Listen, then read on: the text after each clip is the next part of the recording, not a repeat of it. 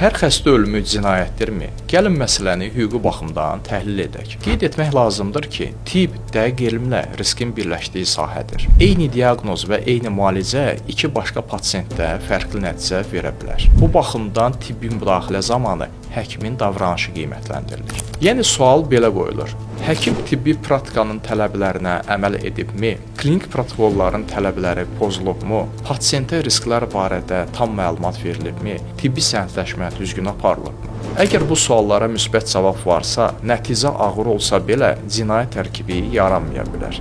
Bəs cinayət məsuliyyəti nə zaman yaranır? Tibbi praktikada rast gəlinən Cinayət Məcəlləsinin 142-ci maddəsi əsasında buna izah verək. Misal, təcili tibbi yardım xəstəxanasının qəbul şöbəsinə qızolma ilə müşayiət olunan epileptik statuslu xəstə daxil olmuşdur. Lakin xəstəyə tibbi qaydalara uyğun tibbi yardım göstərilmir. Yəni növbədə olan həkimlər kömək etməyə borclu olduğu halda xəstənin vəziyyətini tibbi qaydalara uyğun düzgün qiymətləndirmir. Diaqnozun təyin edilməsi üçün müayinə planını düzgün icra etmir və qüsurlu tibbi xidmət nəticəsində xəstənin vəziyyəti ağırlaşır və ölüm halı baş verir. Burada müşahidə olunan hal tibb işçisinin təqsirli əməli nəticəyə təsir edir və həkimlər cinayət məsuliyyətinə cəlb edilirlər. Göründüyü kimi, burada nəticəyə təsir edən həkimin davranışı qiymətləndirildi. Lakin hər səhvdə cinayət deyil. Mənim işim səhvin harada cinayətə çevrildiyini və harada çevrilmədiyini hüquqi cəhətdən sübut etməkdir. Gəlin tibbi mübahisələrinizin həllində birgə addımlayaq. Tibbi mübahisələr üzrə ixtisaslaşmış vəkil